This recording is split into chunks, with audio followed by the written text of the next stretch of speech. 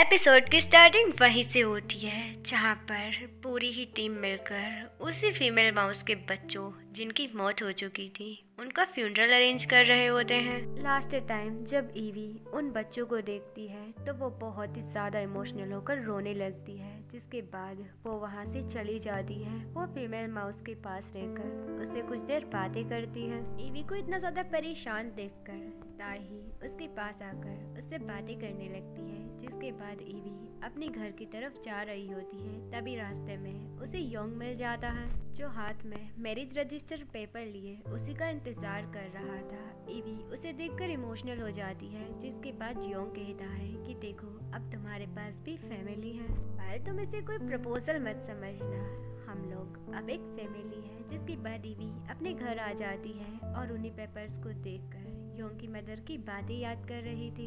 Yong की mother आज office में खाना लेकर आई थी और उन्होंने उससे जो कुछ भी बातें की वो बार बार बस उन्हीं बातों को याद कर रही होती है। जिसके बाद वो योंग को कॉल करके उससे कुछ देर बातें करती है। उससे पूछने लगता है कि क्या तुम्हें वो गिफ्ट पसंद आया? वैसे मेरे पास तुम्हारे लिए एक और गिफ्ट है। ये सुन के उससे पूछने लगती है कि भला एक और गिफ्ट क्या है, पर योंग उसे अब इस बारे में कुछ भी नहीं बताता। ईवी उसकी बातें सुन के और भी ज्यादा इमोशनल होने लगती है। दूसरी तरफ हमें दिखाया जाता है कि उन लोगों को स्पेसशिप में जो इन्वेस्टिगेशन कर रहे थे उन्हें फाइनली योंग का फोन मिल चुका है। अभी तक उन लोगों ने उस टेक्स्ट को रीड नहीं किया क्योंकि शायद उस फोन की बैटरी डाउन हो चुकी है, पर इससे हम समझ सकते हैं कि योंग के ऊपर कोई ना कोई बड़ी मुसीबत जरूर आने वाली है। नेक्स्ट मॉर्निंग हम ईवी को देखते हैं जो अपने हाथों में वही टिफिन लेकर योंग की मदर के पास पहुंच जाती है। नामी जो उसकी रियल मदर थी उसे देखकर इमोशनल हो जाती है, पर अभी तक उन्हें नहीं पता कि वो उन्हीं की बेटी है। पर ईवी सब कुछ सच जानते हुए कह देती है कि आपको अब अपनी बेटी के बारे में नहीं सोचना चाहिए। मुझे लगता है कि आपकी बेटी भी ऐसा ही चाहती होगी। ये सुन के नामी ईवी की तरफ देखने लगती है।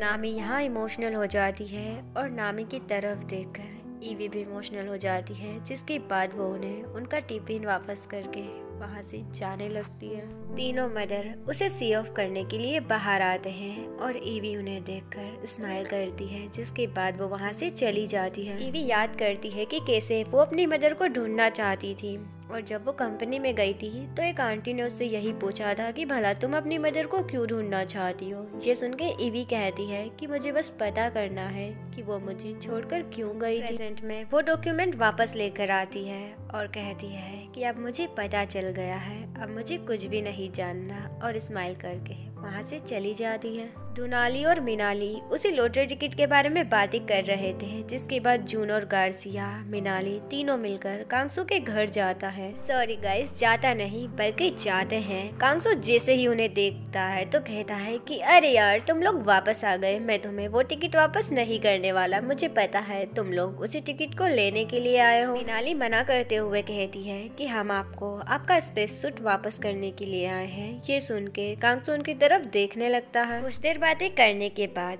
वो लोग वहाँ से चले जाते हैं, जिसके बाद हमें एजेंसी का सीन दिखाया जाता है। यहाँ फाइनली वो लोग उस मैसेज को रीड कर चुके थे। उस मैसेज में योंग ने साफ लिखा था कि वो स्पेस में उन्हीं एक्स को लेकर आया है और अब उन्हीं को फर्टिलाइज भी करने वाला है। इन सब बातों से अनजान ईवी और योंग हॉस्पिटल में बातें कर रहे होते हैं, जहाँ पर ईवी उससे पूछती है कि तुमने मेरे सेकंड गिफ्ट को कहाँ रखा है, तो योंग उसे वो गिफ्ट देने लगता है। वो एक बुक को निकालता है, जिसे देखकर ईवी काफी ज्यादा शॉक्ड हो जाती है। जैसे ही वो उस बुक को ओपन करती है तो उसके अंदर एक ड्रिंक थी जो काफी ज्यादा एक्सपेंसिव है। ईवी स्माइल करते हुए कहती है कि मैं इस ड्रिंक को नहीं ले सकती, तुम्हें पता नहीं है मैं कमांडर हूँ। जिसके बाद योंग भी स्माइल करने लगता है और ये दोनों अपने बच्चों के बारे में भी बातें करने लगते हैं। योंग उसे अपने साथ डिनर करने के लिए कहता है, जिसके बाद ये दोनों डिनर करने के लिए जाते हैं। यहाँ पर ईवी उससे फिर से उन्हीं एक्स के बारे में पूछती है। मुझे डर लग रहा है अगर कुछ हो गया तो। ये सुन के योंग कहता है कि तुम्हें इस बारे में ज्यादा नहीं सोचना चाहिए, वैसे भी हम आज रात उस एक्स को इंजेक्ट करने वाले हैं। ये सुन के ईवी भी घबरा जाती है और उससे पूछती है कि बिना माइक्रोस्कोप के तुमने ऐसा कैसे कर लिया। योंग उसे बता देता है कि बाकी टीम ने भी इसमें उसकी मदद की थी। ये सुन के तो ईवी और भी ज्यादा टेंशन में आ जाती है, पर फिर भी वो उसे आज रात के लिए बेस्ट ऑफ लक कहकर वहाँ से चली जाती है। और जाते हुए वो योंग को देख रही थी। ईवी इतनी ज्यादा परेशान बस इसीलिए है क्योंकि वो जानती थी कि ये काम इलीगल है। मैं भी उसे पहले पता होता तो शायद वो ऐसा होने ही नहीं देती। उसके बाद हमें ताही और डोंगी को दिखाया जाता है। डोंगी ताही के पास आता है तो ताही उसे सब कुछ सच बता देती है। इसे योंग उन एक्स को स्पेस में लेकर गया था और उसने वहां जाकर स्पर्म को इंजेक्ट कर दिया। बस इतना ही नहीं, ईवी ने भी उसकी मदद की थी क्योंकि वो अकेले इतना सब नहीं कर सकता। ये सुन के डोंगी कहता है कि नहीं, ईवी ऐसा नहीं कर सकती। ताही तो यहाँ योंग और ईवी दोनों को ही पकड़ने के लिए कहती है, पर डोंगी इसके लिए नहीं मानता। तो ताही कह देती है कि ठीक है, तुम योंग को पकड़ो, मैं ईवी को संभाल लूंगी। दूसरी तरफ हॉस्पिटल में सारी तैयारी हो चुकी थी। आज मिजुन के अंदर उस बेबी को इंजेक्ट करना था।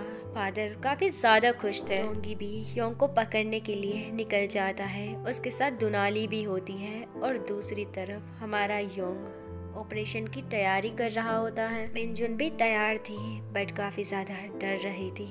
तभी उसके पास योंग आता है जो उससे कहता है कि तुम ऑपरेशन रूम में जाओ, मैं अभी आता हूँ। ताही अभी भी कांगसू की वीडियो को देख रही थी। ये लोग अभी भी एविडेंस फाइंड करने की कोशिश कर रहे होते हैं और आपस में बातें करते हैं। जिसके बाद ताही ईवी को कॉल करके उससे कहती है कि मुझे तुमसे कुछ पूछना है। ईवी को ताही का बिहेवियर चेंज लगता है और वो समझ जाती है कि कुछ ना कुछ गड़बड़ जरूर हुई है। फाइनली डोंगी और दुनाली हॉस्पिटल लॉबी में पहुंच चुके थे, जहां पर वो चेयरमैन की कार को देखकर समझ जाते हैं कि आज ऑपरेशन होने वाला है। ईवी भी हॉस्पिटल की तरफ जाती हुई कार्स को देखकर बहुत ही ज्यादा घबरा जाती है। जिसके बाद वो योंग को कॉल करती है। डोंगी और दुनाली हॉस्पिटल में पहुंचकर योंग को ढूंढ रहे होते हैं और ईवी और भी ज्यादा परेशान हो रही होती है। गार्ड्स के थ्रू फाइनली चेयरमैन को भी पता चल जाता है कि कैसे डोंगी और दुनाली यहाँ पहुँच चुके हैं। दुनाली नर्स से पता करके डोंगी को बताती है कि अभी पता चला है कि वीआईपी रूम में योंगे को ऑपरेशन करने वाला है। जिसके बाद ये लोग सारी ही बात समझ जाते हैं और तुरंत योंग को पकड़ने के लिए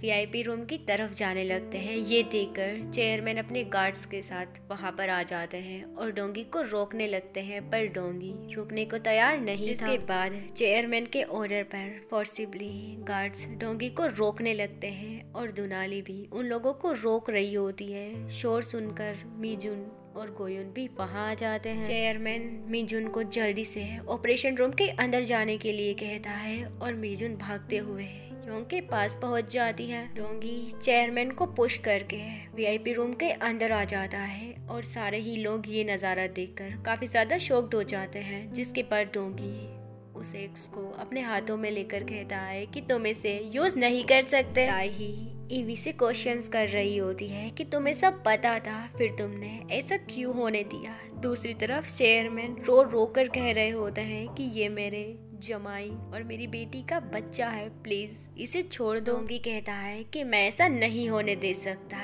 ये करना इलीगल है, अब तुम सबको जेल जाना होगा। जिसके बाद वो उन एक्स को लेकर वहाँ से चला जाता है। योंग को भी वो लोग पकड़कर अपने साथ ले जा रहे होते हैं। हेडक्वार्टर आने के बाद सारे ही लोग बातें कर रहे थे कि ये करना इम्पॉसिबल है, भला योंग ने बिना माइक्रोस्कोप के ऐसा कैसे कर दिया। जून, मिनाली और गार्सिया को भी पकड़ लिया जाता है और ताही उनसे क्वेश्चंस कर रही होती है कि भला तुम लोग ऐसा कैसे कर सकते हो। ईवी उसे बता देती है कि हाँ उसने ही ऐसा होने दिया। जिसके बाद ताही उससे पूछती है कि ऐसा क्यों, क्या तुम्हारे दिल में उसके लिए फीलिंग्स है। ये सुन के ईवी उससे पूछती है कि क्या योंग भी यहाँ है। नेक्स्ट सीन में हम डोंगी को देखते हैं जो योंग के पास आकर उसे एक थप्पड़ मार देता है। जिसके बाद योंग चेयर से नीचे गिर जाता है, पर वो डोंगी को कुछ नहीं कहता। दूसरी तरफ ईवी अभी भी परेशान थी। डोंगी कहता है कि क्या ईवी को इस बारे में पता था। ये सुन के योंग कहता है कि नहीं, उसे कुछ भी पता नहीं था,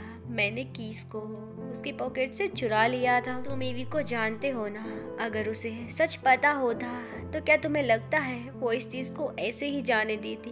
उसने कांगसू के साथ क्या किया ये हम सब लोग जानते हैं। उसे इस बारे में कुछ भी पता नहीं था। डोंगी कहता है कि तुम डिस्गस्टिंग हो, इतना सब करने के बाद भी तुम कैसे कह सकते थे कि तुम ईवी को पसंद करते हो। योंग उसे सारा कुछ बताने लगता है कि कैसे उसने ये सब बस चेयरमैन के कहने पर किया, क्योंकि वो कोई उनसे शादी करना चाहता था, जिसके बाद में बस अपने हॉस्पिटल में काम करना चाहता था। प्लीज मुझे माफ कर दो, मुझे वो बेबी वापस कर दो, मैं तुमसे भीख मांग रहा हूँ। क्योंकि इमोशनल होकर उससे मिन्नतें करने लगता है कि वो उसे वो बेबी वापस कर दे। दूसरी तरफ ताही कहती है कि तुम्हें पता भी है अगर स्पेस एजेंसी को ये बात पता लग गई तो हम कभी भी स्पेस में जाने लायक नहीं रहेंगे, हमारा क्या होगा, हम बर्बाद हो जाएंगे। ये सुन के ईवी कहती है कि मेरे पास एक आइडिया है, क्यों ना हम इसे एक मिशन कह दें, हम इसे एक साइंटिफिक अचीवमेंट का नाम दे सकते हैं। ये सुन के ताही कहती है कि अच्छा,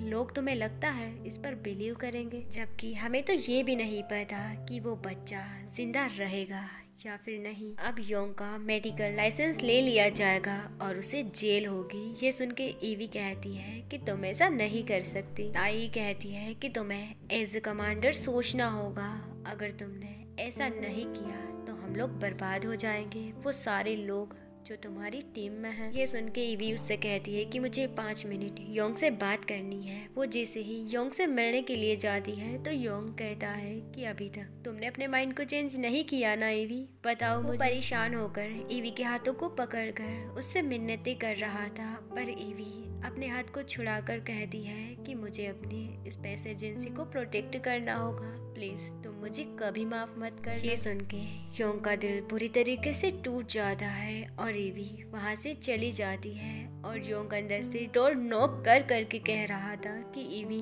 तुम ऐसा नहीं कर सकती, ईवी तुमने कहा था ना तुम भी उस बेबी को लाइव देखना चाहती हो, तुम ऐसा नहीं कर सकती, प्लीज मुझे वो वापस कर दो, प्लीज ईवी। यही सब कहते हुए वो पूरी तरीके से रोने लगता है। एंड इसी के साथ ये एपिसोड यहीं पर ख़त्म हो जाता है।